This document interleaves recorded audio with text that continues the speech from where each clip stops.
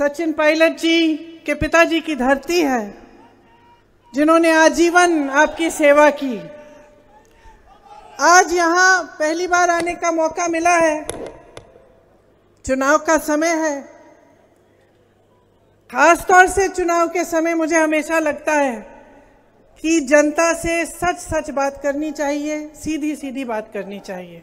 भाषण आप सब बता रहे थे कि कितने लोग आए हैं, कितने बड़े बड़े नेता आए हैं, सबने आपको अच्छा खासा भाषण दिया होगा, आपने सुना होगा। तो भाषण आपने बहुत सुन लिए हैं, मेरे से कुछ सीधी सीधी बातें सुन लीजिए और कुछ सच्चाइयाँ जो हैं आज देश की, वो आप ठीक से समझ लीजिए। इनको समझने से आप ही का फायदा होगा, क्योंकि ये देश आपके जागरूकता के बल पे बना। जो हमारा स्वतंत्रता संग्राम था वो कैसे बना, कैसे हुआ? हमारे जो नेता थे उन्होंने जनता को साथ कैसे लिया? क्योंकि जनता जागरूक बनी, जनता समझ पाई कि एक साम्राज्य है, कि हमारे साथ ठीक बर्ताव नहीं हो रहा है, हमें बदलाव लाना है। जागरूक होने से ही एक आंदोलन बना। और सिर्फ महात्मा गांधी जी, जवाहरलाल नेहरू जी जैसे बड़े बड़े नेता नहीं थे इस आंदोलन में, आपके पूर्वज थे इस आंदोलन में, किसान थे, उस समय के जो नौजवान थे, सब आंदोलन के हिस्से इसलिए बने क्योंकि उनको ये समझ में आई बात, ये जागरूकता उनमें आई कि हमारे साथ गलत हो रहा है। इसलिए जब मैं कहती हूँ कि आपसे मुझे सच्ची बात करनी है, मैं चाहती हूँ कि आप भी जागरूक बने और ध्यान से मेरी बातों को सुने। देखिए, मोदी जी यहाँ आए, भाषण सुना आपने उनका? नहीं सुना? भाषण सुनना चाहिए सबका, तभी तो पता चलता है कि असली कौन है, नकली कौन है ना? मैं तो सुनती हूँ, मैंने सुना उनका भाषण, मैंने उनका भाषण सुना और सच्चाई ये है कि मुझे उनकी बातें अब हल्की लगने लग गई हैं। हो सकता है शुरू में उनकी इच्छा थी कि कुछ करेंगे, लेकिन 10 साल बाद, इतने सारे झूठे वादों के बाद, इतनी सारी बड़ी बड़ी बातें करने के बाद फिर भी आज रोजगार नहीं है देश में, आज महंगाई इतनी बढ़ रही है, पूरा नहीं कर पाए। इसलिए मुझे लगता है कि उनकी बातें अब हल्की पड़ रही हैं। आपने सुना होगा, एक वीडियो देखा होगा कि इनके कई सांसद और इनके कई पार्टी के सदस्य ये कहने लगे हैं अलग अलग प्रदेशों में कि जब हमारी सरकार आएगी हम संविधान को बदलेंगे। मंच पर मोदी जी संविधान की बातें करते हैं। कल भीमजीराव अंबेडकर जी का जन्म दिवस था, उनके बारे में खूब बातें की, संविधान की बातें की, लेकिन अपने लोगों से कहते हैं कि तुम जाओ, जनता के बीच जाओ और बोलो कि हम संविधान को बदलेंगे। तो सोचिए ये क्यों हो रहा है? ये बातें जो इनके लोग इधर उधर से उभारते हैं, आस्ते आस्ते जनता के मन में डालते हैं, और बाद में जब सरकार आती है तो ये ऐसे निर्णय लेते हैं जो जनता के खिलाफ होते हैं। इस संविधान के लिए महात्मा गांधी जी लड़े, जैसे मैंने कहा आपके पूर्वज लड़े। देश की जनता क्यों लड़ी इस संविधान को बनाने के लिए, आजाद होने के लिए एक साम्राज्य से? क्योंकि इस संविधान में आप सबका अधिकार समान होता है। मतलब आप प्रधानमंत्री हो या आप किसान हो या आप गरीब हो या आपका कोई कारोबार हो, सबका अधिकार समान होता है एक लोकतंत्र में। और यही लोकतंत्र है जिसको खून और पसीने से हम सब के पूर्वजों ने बनाया। तो संविधान बदलने की बात कैसे उठती है? संविधान बदलने की बात यूं उठ रही है कि आपके अधिकार छीनना चाहते हैं, और ये इस तरह से करना चाहते हैं कि आपको पता भी ना चले कि हो रहा है। और इसलिए आपको जागरूक बनना आपके लिए बहुत ही महत्वपूर्ण है। देखिए, चुनाव में जो भी नेता आपके सामने आता है उसे आपकी बात करनी चाहिए। आपने देखा है कि कितनी बहकी बहकी सी बातें हो रही हैं। कोई धर्म को उजागर कर रहा है आपकी जज्बातों को उठाने के लिए, ताकि आप अपने जज्बात के आधार पर वोट डाल दें। कोई मीट मछली की बात कर रहा है, मांस मछली की। मोदी जी तो हर बार राजस्थान आकर यही बात करते हैं कि मेरी बहनें बैठी हैं, उनको बुरा लगे और वो उसी आधार पर वोट डाल दें। तो आपका ध्यान भटकाने का काम तो धड़ाधड़ तेजी से हो रहा है। और अफसोस की बात यह है भाई और बहनों की, काफी आपका ध्यान भटक भी जाता है। आपकी गलती नहीं है, क्योंकि मेरे मीडिया के जो भाई बहन हैं यहाँ जो खड़े हैं यहाँ, मेरे दोस्त, वो भी यही दिखाते हैं जो चाहते हैं कि आप देखें। वो भी मोदी जी के कहने पे दिखा रहे हैं। आज जितनी भी बड़ी बड़ी मीडिया की कंपनियां हैं सब बड़े बड़े उद्योगपतियों के हैं, और जो मोदी जी की नीतियां हैं वो आज इन बड़े बड़े उद्योगपतियों के लिए ही बन रही हैं। आप देखते हैं कि देश तरक्की कर रहा है, आपको आंकड़े दिखाए जाते हैं कि देश बहुत आगे बढ़ रहा है। ये तरक्की आप अपने जीवन में देख रहे हैं कि नहीं? इस सवाल का जवाब दीजिए मुझे। सुनाई नहीं दिया मुझे? नहीं देख रहे हैं। यहां जितने नौजवान बैठे हैं आप बताइए, हाथ ऊपर करके बताइए कि कितनों को नौकरी मिली है सरकार से। मेरी बहनें, आप जब बाजार जाती हैं कुछ खरीदने के लिए, जब त्योहार होता है, जैसे अब नवरात्रि का त्योहार है, आपको कुछ खरीदना पड़ता है। आप चाहते हैं कि बच्चे अच्छे अच्छे कपड़े पहने, त्योहार का दिन है, घर में कुछ अच्छा सा पके, तो आपको मुश्किल होती है कि आसानी से सब खरीद सकती हैं? मुश्किल होती है ना? पहले से ज्यादा मुश्किल है कि कम? ज्यादा। बहुत महंगाई बढ़ गई है। अब आप समझिए इस बात को, अभी तक जब तक चुनाव आया तब तक आप गैस सिलेंडर को कितने का खरीद रहे थे? 1100-1200 रुपए। चुनाव आने लगा, नेता क्या कहने लगे भाजपा के? 400 रुपए का आप सिलेंडर ले लीजिए। तो जब 400 रुपए का सिलेंडर ये आपको चुनाव के पहले दे सकते हैं, तो पिछले 3 साल से क्यों खरीदवा रहे थे 1200 का? समझ रही हैं आप बात? कि ये अपने फायदे के लिए कर रहे हैं, ये चीजें आपके फायदे के लिए नहीं कर रहे हैं। आज महंगाई इतनी है, मेरी बहनें सब जगह रो रही हैं। जहां मैं जाती हूं कि हम कैसे करें, हम खुद कमा रही हैं, हम खुद काम कर रही हैं खेती में, लेकिन पूरा हो नहीं रहा है। मेरे भाई रो रहे हैं, किसानों का पूरा हो नहीं रहा है कि जितना भी काम करें वो खेती में, कमाई पूरी हो नहीं रही है खेती से। क्यों नहीं हो रही है? क्योंकि खेती करने के लिए जितने सामान आप इस्तेमाल कर रहे हो सब पे जीएसटी लगी हुई है, सब महंगा हो गया है। तो कमाई कैसे होगी? पहले रोजगार खेती से बनते थे, अब नहीं बन पाते, क्योंकि खेती में जब कमाई ही नहीं है तो रोजगार कैसे बनेंगे? है कि नहीं? आप सर हिला रहे हैं, ठीक बात कह रही हूं मैं? कमा नहीं पा रहे हो। जो पलायन करके जा रहा है शहर में वो कमा नहीं पा रहा है। वो कहते हैं हमें कि भाई हम कमा रहे हैं, हमारी बीवियां काम कर रही हैं, बच्चे कमा रहे हैं, लेकिन पूरा ही नहीं हो रहा है, क्योंकि महंगाई इतनी बढ़ चुकी है। ये जीएसटी हर चीज पे लगी हुई है, और ये सब गरीबों के लिए है। बड़े बड़े उद्योगपति फूल रहे हैं, फल रहे हैं। अरे उनके तो लोन माफ किए जा रहे हैं, वो कर्ज लेते हैं, बैंक मांगता ही नहीं है वापस पैसे। मोदी जी ने उनको पूरी छूट दे रखी है, 16,000 करोड़ रुपए की छूट का कर्ज माफ किया है बड़े बड़े उद्योगपतियों का। और यहां किसान 10,000 रुपए के लिए आत्महत्या कर रहा है। अपनी बेटी की शादी करनी पड़ती है, कर्ज लेना पड़ता है, कर्ज लौटा नहीं पाते हैं, उनका कर्ज कोई माफ नहीं कर रहा है। जब आपदा आती है, ओले बरसते हैं, खेत खराब हो जाता है, मुआवजा नहीं मिलता, कर्ज लेना पड़ता है, कर्ज माफ नहीं होता।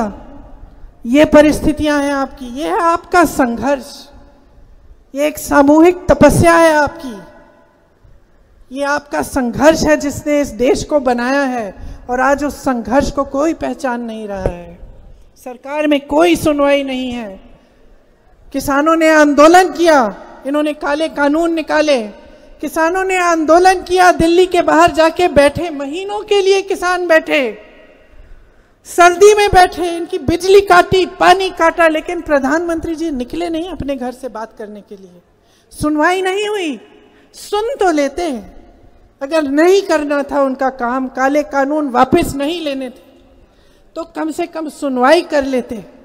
इस देश में एक बहुत बड़ी बात है, बहुत पुरानी परंपरा है महापुरुषों की, नेताओं की, जो जो जनता की सेवा करता है उसकी एक बहुत पुरानी परंपरा है, सेवा की परंपरा है।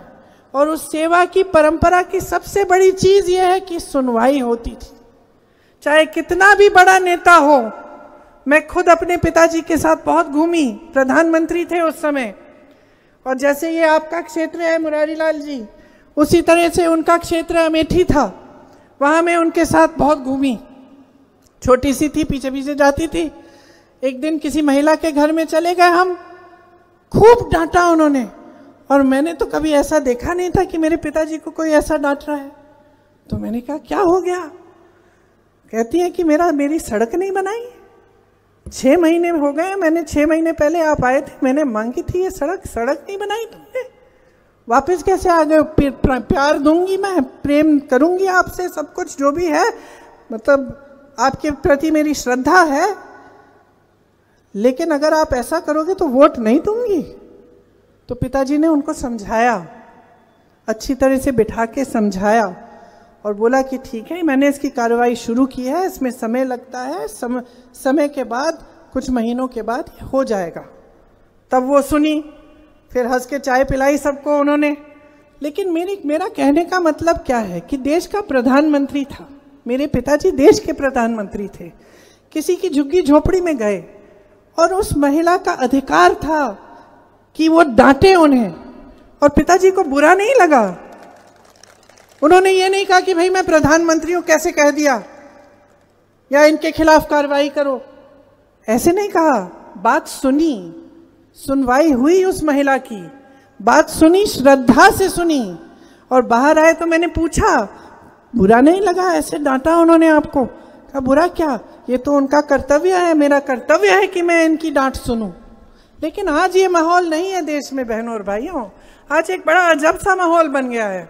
आज आप खड़े होके आप अपने लिए अपना अधिकार मांगेंगे तो पूरी कार्रवाई हो जाएगी, पुलिस पकड़ लेगी आपको, डांट पड़ेगी आपको, पीटा जाएगा।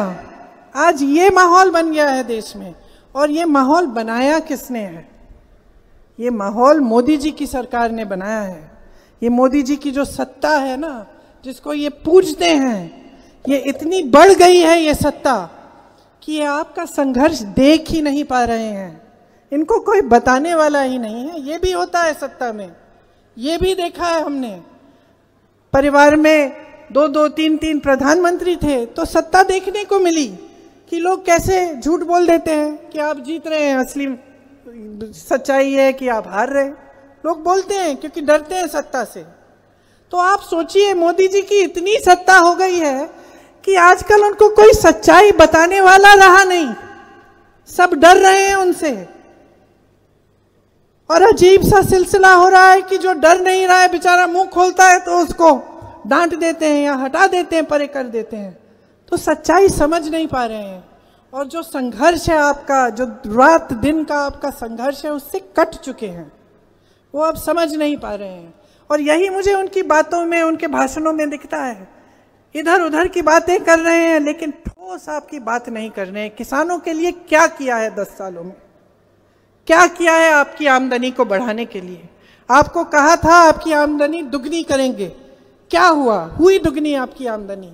आपको कहा था कि आपको 15 लाख रुपए आपके खाते में जाएंगे, 15 लाख नहीं दिए, 5 किलो का राशन का बोरा दे दिया, खुद चंदा बटोर रहे हैं पूरे देश भर से, जिसको इन्होंने ठेका दिया है उससे चंदा ले रहे हैं।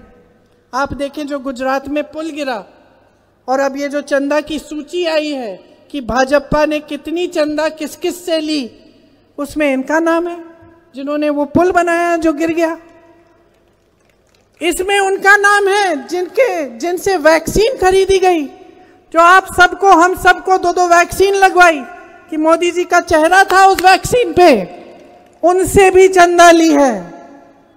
तो इन्होंने तो चंदा सबसे ली, और आपके लिए 5 किलो का राशन, बस इसमें काम चलाओ। क्या यही है आपका अधिकार एक लोकतंत्र में? क्या यही है आपका अधिकार इस देश में? नहीं। इसलिए मैं कह रही हूं, जागरूक हो जाओ। आपके रोजगार बनाने के लिए क्या किया, जितने बड़े बड़े कारखाने थे सरकारी, अपने बड़े उद्योगपति मित्रों को दे दिए। जितने बंदरगाह थे, जितने हवाई अड्डे थे, जितने बड़े बड़े कारोबार थे सरकार के, सारे तमाम इनको पकड़ा दिए। क्यों? कौन है ये लोग कि देश की पूरी संपत्ति इनको दे रहे हैं? ये आपकी संपत्ति है, मोदी जी की संपत्ति नहीं है। ये मेहनत से आपके पूर्वजों ने बनाई है, ये आपकी संपत्ति है और ये सब उनको सौंप दी। कर्ज माफ होते हैं उनके, किसान मेहनत करता है, खून पसीना बहाता है, उसका कर्ज माफ नहीं होता, उसको कुछ नहीं मिलता। आपके बेटे मेरे साथ अभी हेलीकॉप्टर में सीआरपीएफ के एक अफसर थे, वो मुझे बता रहे थे कि उनके इलाके में 17 साल की उम्र से बच्चे दौड़ लगाना शुरू करते थे, मेहनत करना शुरू करते थे कि हम सेना में भर्ती होंगे, सेना में भर्ती होंगे, भर्ती होने के बाद सेना में नौकरी करने के बाद भी जब घर आएंगे हम अपने माता पिता की देखभाल कर पाएंगे। उनके दिल में देशभक्ति की भावना है, दिल में ये भावना थी कि हम अपने देश के लिए अपनी जान देने के लिए तैयार हैं। मैंने खुद अपनी आंखों से भी देखा उत्तर प्रदेश में, धीरज शायद तुम थे उस समय मेरे साथ, कि रात के 3-4 बजे जब अंधेरा छाया हुआ है, सूरज उगा नहीं है, नौजवान बच्चे जिनकी अभी उम्र भी नहीं है भर्ती होने के लिए दौड़ लगा रहे हैं। मैंने पूछा क्या कर रहे हो? दौड़ लगा रहे हैं दीदी, सेना में भर्ती होना है। मोदी जी ने क्या किया? उन उम्मीदों को, उन आशाओं को क्या हुआ? मोदी जी ने तोड़ डाला, अग्निवीर जैसी स्कीम लाए। अब मुंबई में हम यात्रा कर रहे थे, एक लड़का आया, वही कुछ 21 साल का होगा, 20-21 साल का होगा, या हो सकता है उससे भी कम। रो रहा था, कह रहा था दीदी 2 बार मेरा नाम सूची में आ गया है, 2 बार, लेकिन मेरा हिम्मत नहीं हो रही है। 5 सालों के लिए मैं क्या करूंगा, जाके वापस आके क्या होगा? तो मैंने कहा माता पिता क्या कहते हैं? कहा पिताजी कह रहे हैं कि मत जाओ, कोई फायदा नहीं है। तो मैंने कहा मैंने सुना कि बहुत सारों के साथ ये हो रहा है। तो उन्होंने कहा बिल्कुल दीदी, ये जो अग्निवीर स्कीम है इसकी वजह से हम सेना में जाना ही नहीं चाह रहे हैं, चाहे हमने कितना परिश्रम किया हो, कितनी मेहनत की हो, हम जाना नहीं चाह रहे हैं। रोजगार पैदा करने के जितने माध्यम थे वो लगभग बंद हो गए हैं। ये छोटे कारोबार, छोटे बिजनेस, छोटी दुकानें, जैसे बहुत छोटे छोटे व्यापारी बनाते हैं, उससे रोजगार मिलता है। मैंने खेती किसानी की बात की, खेती किसानी से रोजगार मिलता था। छोटे कारोबार की कमर तोड़ दी, जीएसटी लाए, नोटबंदी लाए। अब बताइए, नोटबंदी में आपको खड़ा कर दिया कतार में, ठीक है अब तो 8 साल पुरानी बात है, ये तो भूल भी गए होंगे आप, क्योंकि आपने देशभक्ति की भावना से वो काम किया। जब आपको कहा गया कि काला धन आ रहा है तो आपने कहा चलो मैं भी अपने देश के लिए जितने पैसे हैं मेरे पास मैं ले जाता हूँ बैंक में बदलने। मेरी बहनें बैठी हैं, मेरी एक बच्चों की अध्यापिका थी, उन्होंने मुझे बताया कि उनकी माताजी 85 साल की माताजी ने कुछ पैसे इकट्ठे करके अपने पलंग के नीचे रखे हुए थे, और वो कह रही थी कि उस समय की बात बता रही हूँ मैं, जब नोटबंदी हुई। तो उन्होंने मुझे कहा कि सोचिए कि मुझे भी नहीं मालूम था कि उन्होंने छिपा के थोड़े थोड़े पैसे इकट्ठे किए थे। तो जब नोटबंदी के समय सबको अपने पैसे निकालने पड़े तो मैंने पूछा माँ ये क्या रखा है? तो उन्होंने कहा मैंने अब थोड़ा सा सोचा कि मैं अपने पोती पोतियों के लिए कुछ खरीद लूँगी, तो मैंने थोड़ा थोड़ा हमेशा कभी कभी मौका मिला तो इकट्ठा कर लिया। वो सारे पैसे नोटबंदी के समय आपने लौटाए, लौटाए कि नहीं? आपने लौटाए, आपसे मांगे गए। मोदी जी ने खुद कहा देशभक्ति के लिए काला धन आएगा। फिर क्या हुआ? 8 साल बाद काले धन की सूची निकल आई कि किसने कितनी चंदा ली। ये लोग कहते हैं कि कम से कम, इनका जवाब देखिए कि कम से कम सूची तो है। पहले पता नहीं चलता था कि राजनीतिक दल किससे चंदा ले रहे हैं, अब सूची तो है। लेकिन सूची में देखिए, जरा पढ़ लीजिए, जागरूक बन जाइए, पढ़ लीजिए उस सूची को। उसमें कितने नाम हैं। आप जैसे मैंने कहा कोविड के वैक्सीन वालों के, पुल के ठेकों वालों के, जिन्होंने सड़कें बनाई हैं, उनको जिनको ठेका दिया उससे चंदा लिया। आपको याद है वो कविता जो बचपन में सुनाई जाती थी हमें, चंदा मामा दूर के? याद है? वही चंदा मामा दूर के, खूब खाए पूर के, खुद सोनी की थाली में खाए और जनता को टूटी हुई प्याली में खिलाया। यही हो रहा है आपके साथ आज।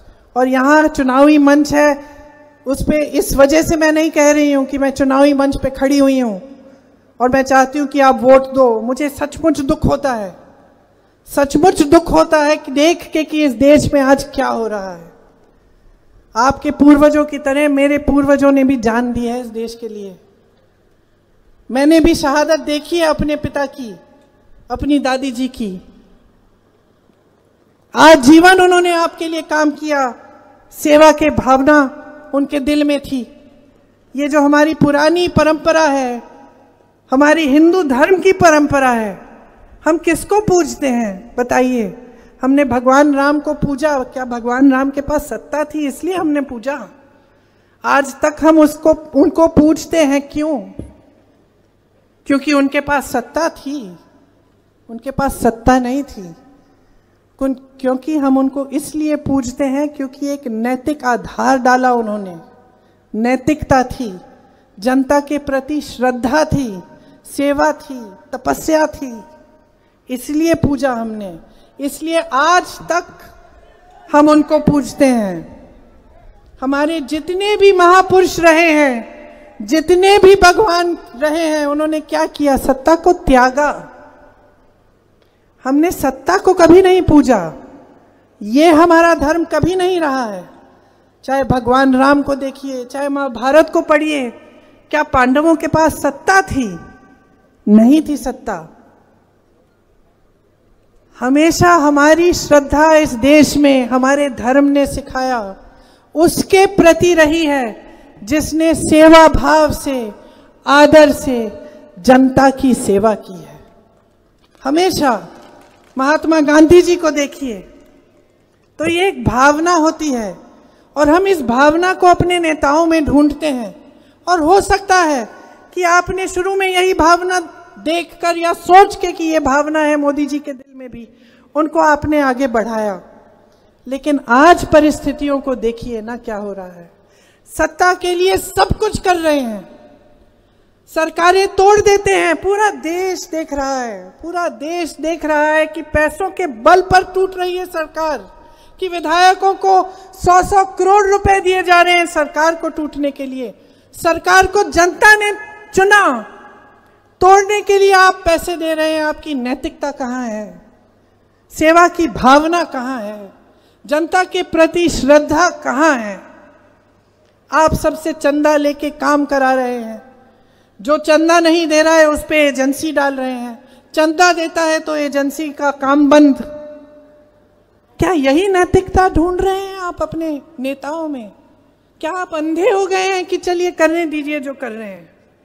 मोदी जी कर रहे हैं, सही कर रहे हैं, कुछ भी करें, गलत बात है। इससे नुकसान आपका हो रहा है, मोदी जी का नुकसान नहीं हो रहा है, भाजपा के बड़े बड़े मंत्रियों का नुकसान नहीं हो रहा है। मैं तो इतना कहूंगी कि हम लोगों का भी नुकसान नहीं हो रहा है, क्योंकि आपकी कृपा से आपने हम सबको इतना दिया है कि हमारे भविष्य तो सुरक्षित हैं। आपने दिया है, लेकिन आपका भविष्य सुरक्षित करने का काम कौन कर रहा है आज ये बताइए? क्योंकि मुझे तो नहीं दिख रहा। न रोजगार बन रहे हैं, महंगाई बढ़ती चली जा रही है, न किसानों की कोई मदद है, श्रमिक सबसे शोषित है। यहाँ पे आप खड़े हैं, पुलिस के अधिकारी खड़े हैं, पेंशन का क्या हुआ? आपको पेंशन क्यों नहीं मिल सकता? जहां जहां कांग्रेस के प्रदेश सरकार है आपको पेंशन पुराना मिल रहा है, लेकिन भाजपा की सरकारें क्यों नहीं दे रही हैं आपको पेंशन? आपके प्रति कोई श्रद्धा नहीं है, सैनिकों के प्रति कोई श्रद्धा नहीं है। जो सीमा पे खड़े होकर हमारी रक्षा कर रहा है, जान देने के लिए तैयार है, उसको अग्निवीर पकड़ा दिया आपने। और अडानी जी को देश के सारे हवाई अड्डे, देश के सारे बंदरगाह, उनकी शादियां देखी आपने? एक बड़े उद्योगपति की अभी शादी, बेटे की शादी हुई, आप सबने देखा ना? कहीं कुछ आ रहा है कि कितने बड़े गहने हैं, कहीं लाखों या करोड़ों के कपड़े हैं, तो कहीं कुछ। किसान कैसे शादी कराता है अपनी बेटी का? मैं आपसे पूछ रही हूं, कैसे शादी कराते हो? आज जो माहौल है इस देश में, कैसे शादी कराते हो? कर्ज लेते हो कि नहीं? लेना पड़ता है ना। तो ये परिस्थितियां हैं, ये संघर्ष है आपका। इस संघर्ष को आप नहीं पहचानोगे तो सरकार कभी नहीं पहचानेगी। ये असलियत है आज इस देश की, कि ये देश का गरीब और गरीब होते चले जा रहा है। और जो बड़े बड़े गिने चुने उद्योगपति हैं, जो इनके मित्र हैं, वो आगे बढ़ते चले जा रहे हैं, उनको पूरी देश की संपत्ति दी जा रही है। तो जब आपकी पुरानी परंपरा है, आपकी धार्मिक परंपरा है, सामाजिक परंपरा है कि आप अपने नेताओं में सेवा भाव ढूंढें, आपके प्रति श्रद्धा ढूंढें और मांगें, तो आज क्या हो गया है? आज आप सब कुछ देख के चुप क्यों हैं? आप क्यों कह रहे हैं कि ये सब ठीक है? खरीदने दीजिए इन्हें सरकार, चंदा लेने दीजिए गलत लोगों से, चाहे हमारे लिए रोजगार बनाए ना बनाए, महंगाई बढ़ती जाए, सब कुछ होता जाए, हमें कोई बात नहीं, करने दीजिए। एमएसपी मिले ना मिले, क्यों मान लिया है आपने ये कि अब ऐसा ही चलेगा? इस स्थिति को बदलने की शक्ति आपके हाथों में है। सबसे बड़ी शक्ति लोकतंत्र ने, महात्मा गांधी के आंदोलन ने आपको दिया। आपके पूर्वजों के आंदोलन ने आपको आजादी दी। आजादी इसलिए दी क्योंकि आपके हाथ में वोट का अधिकार मिले, और आप आंखें मूंद करके जाके पोलिंग में वोट दे देंगे अपना। किसका नुकसान होगा? आपका नुकसान होगा। मैं सिर्फ इतना कहने आई हूं आपसे, जागरूक बन जाइए। इस वोट में आपके अगले 5 सालों का भविष्य है। ये जो लड़के खड़े हुए यहां, तुम्हारा भविष्य है। तुम अपना भविष्य बनाना चाहते हो, अपने लिए रोजगार चाहते हो, तो सही वोट डालो। पता करो कि कौन सा राजनीतिक दल क्या कह रहा है, सुनो ध्यान से उनकी बातें। कोई मांस मछली की बात कर रहा है, करने दो उसे वोट मत दो अपना। कोई आपके धर्म की बात इसलिए कर रहा है क्योंकि उसको वोट चाहिए, पहचानो उसको। जो कांग्रेस पार्टी आज कह रही है कि किसानों के लिए एमएसपी का कानून बनेगा, आपका अधिकार बनेगा, आपको एमएसपी मिलेगी। कांग्रेस पार्टी कह रही है कि अग्निवीर को खत्म करेंगे हम, कि 30 लाख सरकारी पद खाली हैं मोदी जी की सरकार में। 10 सालों से खाली पड़े हैं, तुम खाली पड़े हो, तुम खाली पड़े हो, तुम खाली पड़े हो, और तुम्हारा वहां पद खाली पड़ा है, लेकिन उसको भरने की कोई प्रयास नहीं हुआ है। तुम खाली पड़े हो, तुम बेरोजगार हो। हम कह रहे हैं उन पदों को भरेंगे और तुम्हें रोजगार देंगे। हम कह रहे हैं कि स्नातक पास बच्चों को हम अप्रेंटिसशिप देंगे। जैसे रईसों के बच्चे जाते हैं ना, पढ़ाई खत्म करने के बाद इंटर्नशिप करते हैं, उनको पैसा भी मिलता है कंपनियों से, उस तरह की अप्रेंटिसशिप हम आपके लिए लाएंगे। 1 लाख रुपया मिलेगा आपको जब तक आपकी नौकरी नहीं मिलेगी। 5000 करोड़ का हम फंड बनाना चाहते हैं कि नौजवान जब अपना कुछ छोटा सा कारोबार शुरू करना चाहता है, उसको उस फंड से पैसे मिले ताकि वो कारोबार शुरू कर पाए। क्योंकि हम चाहते हैं कि छोटी जो कारोबार हैं और मध्यम जो कारोबार हैं, उनको हम मजबूत बनाएं ताकि रोजगार बने। एक जॉब कैलेंडर बनेगा। पेपर लीक का बड़ा नुकसान होता है, मैं जानती हूं कितनी मेहनत करते हैं आप। जब मैं यूपी में काम कर रही थी, मैंने बहुत देखा, कुछ बच्चे तो 6-6 सालों के लिए इंतजार कर रहे थे। पेपर लीक हुआ, फिर से दिया, फिर से फीस भरी, फिर से ट्यूशन किया, फिर से लीक हुआ, फिर भी नियुक्ति नहीं हुई। हम एक जॉब कैलेंडर बनाना चाहते हैं जिसमें शुरू से अंत तक एग्जाम का दिन, रिजल्ट का दिन, नियुक्ति का दिन पहले से तय हो जाए। कोई अधिकारी या कोई उसके साथ आगे पीछे करने की कोशिश करे तो उस पर सख्त कार्रवाई हो। और पेपर लीक के खिलाफ हम एक कानून बनाएंगे कि अगर किसी ने उस चीज को किया तो सख्त कार्रवाई होगी। मेरी बहनें यहाँ बैठी हैं, सबसे ज्यादा आप सहती हैं, सबसे बड़ा बोझ आपके कंधों पे है। चाहे आप, मेरी पुलिस की बहनें, आप मुस्कुरा रही हैं, आप दिन रात काम करती हैं, फिर भी घर जाती हैं तो बच्चों को संभालती हैं ना, फिर भी आप ही देखती हैं ना कि सबको खाना मिला, कि बच्चे ठीक हैं, पढ़ाई की। सबसे ज़्यादा बोझ महिला उठाती है, चाहे वो खेती में काम करे, चाहे वो नौकरी करे, चाहे वो पुलिस में भर्ती हो, लेकिन बोझ तो वही उठाती है पूरे समाज का। हम इस बात को समझ रहे हैं और हम जान रहे हैं कि इन 10 सालों में मोदी जी ने महिलाओं के लिए बड़ी बड़ी बातें तो की, लेकिन कोई ठोस कदम नहीं उठाए। तो हम चाहते हैं कि हर परिवार में जो सबसे बड़ी महिला है उसको सालाना 1 लाख रुपए मिले ताकि उसकी थोड़ी बचत हो जाए। 50% जो सरकारी भर्तियां हैं उसमें से 50% महिलाओं को मिलेंगी। मतलब महिलाओं के लिए हम आरक्षित करेंगे, चाहे जितने जो पहले के आरक्षण है उसी के तहत। फिर यहां पे चिरंजीवी योजना थी, अब आपने सरकार बदल दी, क्या हुआ कौन बताएगा?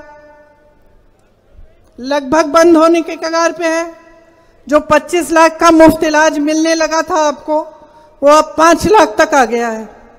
तो हम चाह रहे हैं कि पूरे देश में हम ऐसी स्कीम लाएं कि 25 लाख रुपए तक सबका मुफ्त का इलाज हो, स्वास्थ्य की सुविधाएं पूरी मिलें।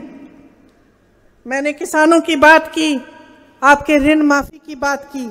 आपको मालूम होगा कि कहाँ कांग्रेस की जहाँ सरकारें हैं वहाँ पे किसानों के ऋण माफ किए गए हैं। हम देश भर में किसानों के ऋण को माफ करने के लिए एक आयोग बनाएंगे जो स्थायी आयोग होगा। ऐसा नहीं होगा कि एक समय ऋण सबके माफ हो गए, लेकिन जिसका ऋण है वो उस आयोग में जाकर अपने ऋण माफ लगातार करा पाएंगे। फसल का जो नुकसान होता है उसका मुआवजा आजकल आपको मिलता नहीं ठीक ढंग से। आपके फसल के नुकसान के मुआवजे के लिए 30 दिन के अंदर अंदर पूरा मुआवजा मिलने के लिए हम कानून बनाएंगे। नई कृषि की आयात निर्यात की नीति बनाएंगे। भूमिहीनों को हम जमीन का वितरण करेंगे उनके लिए, और गांव के किसानों को मजबूत करने का पूरा प्रयास ऐसा करेंगे कि जितने भी कृषि में इस्तेमाल होने वाले सामान हैं उनकी जीएसटी हटाई जाएगी, वो जीएसटी से मुक्त हो जाएंगे। तो ये सब काम हम आपके लिए करना चाहते हैं। अब आप कहेंगे कि भाई मंच पे खड़े होके तो कुछ भी कह सकते हैं, आपने तो सुना है मोदी जी से बहुत बड़ी बड़ी बातें की आपके सामने, फिर कुछ करके नहीं दिखाया। जब जब चुनाव आया तो फिर इधर उधर की बातें, मांस मछली धर्म जाति की बातें शुरू। तो ये प्रमाण क्या है कि ये जो प्रियंका गांधी आपके सामने खड़ी होकर बोल रही है या सचिन पायलट जी बोल रहे हैं, हम ये करके दिखाएंगे। इसका प्रमाण ये है, आप देखिए कि कांग्रेस की सरकारें किस प्रदेश में है और वहाँ क्या काम हो रहा है। कांग्रेस की सरकार कर्नाटका में बनी, हमने चुनाव से पहले गारंटी दी थी कि महिलाओं को 2000 रुपए हर महीने मिलेंगे, वो आज मिल रहे हैं। हमने छत्तीसगढ़ में कहा था ओपीएस लागू होगा, ओपीएस लागू हुआ वहां पे जब हमारी सरकार थी। हमने हिमाचल में कहा कि ओपीएस लागू होगा, आज लागू है। हमने हिमाचल में कहा कि 1500 रुपए हर महीने महिलाओं को मिलेंगे, वो देना शुरू कर दिया है। तो आपको जागरूक बन के देखना चाहिए कि ये जो कह रहे हैं इसमें सच्चाई है कि नहीं। आपको पता चलेगा कि कांग्रेस की जहां जहां सरकार है वहां हम काम करके दिखा रहे हैं। हम समझते हैं कि ये देश आस्था का देश है। हमारी आस्था आपसे जुड़ी है, आप देश की जनता हो। मैंने पहले ही कहा कि हमें आपने बहुत कुछ दिया, तो जितनी भी सेवा हम करेंगे आपकी, चाहे जितनी भी पीढ़ी आपकी सेवा में लगे, वो कम होगा। आपका ऋण हम नहीं चुका पाएंगे। आस्था का प्रमाण, हमारा धर्म क्या कहता है कि आस्था का प्रमाण क्या है? आस्था का प्रमाण त्याग होता है कि नहीं? सत्ता को पकड़ के रखना नहीं होता है। तो पहचान लीजिए कि क्या हो रहा है। पहचान लीजिए कि देश में जो सरकार चल रही है वो सिर्फ अपने लिए, अपने बड़े बड़े उद्योगपति मित्रों के लिए, सत्ता में रहने के लिए चल रही है। खुला सबके सामने बोल देते हैं कि हम सरकार तोड़ डालेंगे, आपने वोट दिया कोई बात नहीं, हम इसको तोड़ देंगे। सब जानते हैं कि कैसी तोड़ी जा रही है, पैसों के बल पर। तो आज जो आस्था मेरे दिल में आपके प्रति है, इस देश के जनता के प्रति है, उसको मन में रखते हुए मैं आपके सामने खड़ी हूं। और मैं फिर से आपको सिर्फ ये बात कहना चाहती हूं कि ये देश आगे बढ़ा है क्योंकि आप जागरूक रहे हैं। आप आसपास के देशों को देखिए, पाकिस्तान को देखिए, आसपास के सब देश जो है, श्रीलंका को देखिए, नेपाल को देखिए। क्या भारत देश की तरह आगे बढ़े? नहीं बढ़े। यहां हम इसलिए आगे बढ़ पाए क्योंकि हमारे देश में लोकतंत्र है। हम इसलिए आगे बढ़ पाए क्योंकि हमारे नेताओं ने, जो राजनीतिक दल आए, जो सरकारें बनी, वो हमेशा जनता को आगे सबसे सर्वोपरि रखकर जनता के लिए काम करने का उन्होंने काम किया। और वो ये समझे कि जब तक जनता मजबूत नहीं होगी, जब तक जनता सशक्त नहीं होगी, तब तक ये देश आगे नहीं बढ़ेगा। लेकिन आज उसका उल्टा हो रहा है। आज आपको दबाने का काम हो रहा है। तरह तरह की बातें आपको बहकाने के लिए कही जा रही हैं और नीचे उसका आधार ये है कि लोकतंत्र को ख़त्म करना चाहते हैं। और मैं आपसे कहना चाहती हूँ कि ये जो चुनाव है ना, ये दौसा का चुनाव नहीं है। ये सिर्फ कांग्रेस पार्टी और भाजपा के बीच चुनाव नहीं है। ये अपने देश को बनाने वाला चुनाव है। ये देश का भविष्य तय करेगा। ये जो संविधान को ख़त्म करने की बात करते हैं, इससे आपके अधिकार कमज़ोर होंगे, आपके अधिकार खत्म होंगे। जो सब आप मांगते हैं अपने लिए, वो आप मांग भी नहीं पाएंगे। ये जो वोट है, क्या पता ये वोट भी खत्म न कर डाले। तो जागरूक रहिए। ये संविधान आपको बचाता है, आपको अधिकार देता है, आपके देश को, हमारे देश को मजबूत बनाता है। इसीलिए इस संविधान को बचाने का चुनाव है ये। तो ये बात आप एकदम गहराई से समझ लीजिए।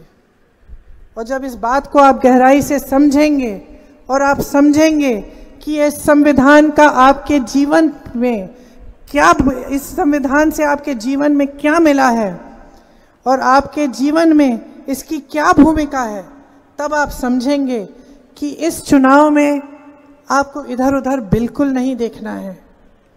इनकी बातों में बिल्कुल नहीं पड़ना है। आपको याद है महाभारत में जब अर्जुन ने निशाना मारा तो मछली की आंख को देख के निशाना मारा। उनका ध्यान न इधर गया न उधर गया, सिर्फ मछली की आंख दिखी उन्हें। उसी तरह आप सब जितने भी लोग यहाँ खड़े हैं, अर्जुन बन जाओ। मेरी बहनें, आप भी अर्जुन बन जाओ।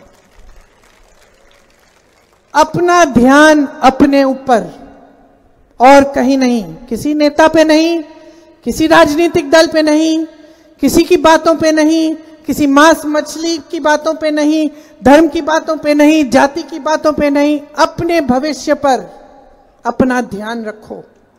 आपका भविष्य मजबूत कौन बनाएगा? आपका भविष्य मजबूत कैसे होगा? कौन सा ये राजनीतिक दल है जिसने काम करके दिखाया है और जो आपके लिए काम करके दिखाएगा? इसी पे अपना ध्यान रखो, अपने भविष्य को मजबूत बनाओ, जागरूक बनो और इस देश को इन लोगों से बचाओ। यही आग्रह है मेरा, क्योंकि जो हो रहा है वो गलत हो रहा है। आप इस बात को आज समझेंगे या 5 साल बाद समझेंगे और भुगतने के बाद, या फिर 10 साल बाद समझेंगे, ये आपके हाथों में है। अगर आप आज जागरूक बन जाएं तो मैं दावे के साथ कह सकती हूं, एक भी भाजपा का सांसद नहीं बनेगा। ये देश आपका है, आपने हमेशा देश की हिफाजत की है। आपने अपने बच्चों को सरहद पे भेजा है। राजस्थान के बच्चे, हरियाणा के, उत्तर प्रदेश के, उत्तराखंड के सबसे ज़्यादा सैनिक हैं। आप अपनी देश की हिफाजत जिस तरह करते हैं उसी तरह अपनी वोट की हिफाजत करो, अपने भविष्य की हिफाजत करो। तो जिस दिन आप वोट डालने जाएंगे मेरी बातों को याद रखिए। मैं आपकी भलाई के लिए बोलने आई हूँ। मैं चाहती हूँ कि आपके बड़े बच्चे भी बड़े हों, अच्छी तरह से फूले फलें, उनका भविष्य मजबूत बने। और यही हम सब चाहते हैं, जितने भी मंच पर नेता बैठे हैं। तो आज आपके हाथों में एक बहुत बड़ी जिम्मेदारी है, उसको पूरे विवेक से निभाइए और अपने आप को, अपनी ही शक्ति को पहचानते हुए अपने आप को मजबूत बनाइए। आपने बहुत ध्यान से मेरी बातें सुनी, काफ़ी लंबी बातें भी कर ली मैंने। आपका बहुत बहुत धन्यवाद। एक बार जोर से मेरे साथ बोलिए, जय हिंद। एक और बार, जय हिंद। आशा है ये कार्यक्रम आपको पसंद आया होगा। इस वीडियो को ज़्यादा से ज़्यादा शेयर करें, लाइक करें और कमेंट करके बताएं आपकी राय क्या है। और अगर आपने हमारा यूट्यूब चैनल तक सब्सक्राइब नहीं किया है तो तुरंत इसको सब्सक्राइब कर लीजिए और बेल आइकन भी दबा दीजिएगा ताकि अगली जब वीडियो अपलोड हो तो आपके पास इसका नोटिफिकेशन पहुंच सके। और अगर आपने हमारा फेसबुक पेज फॉलो नहीं किया है, फेसबुक पेज को भी फॉलो करें। धन्यवाद।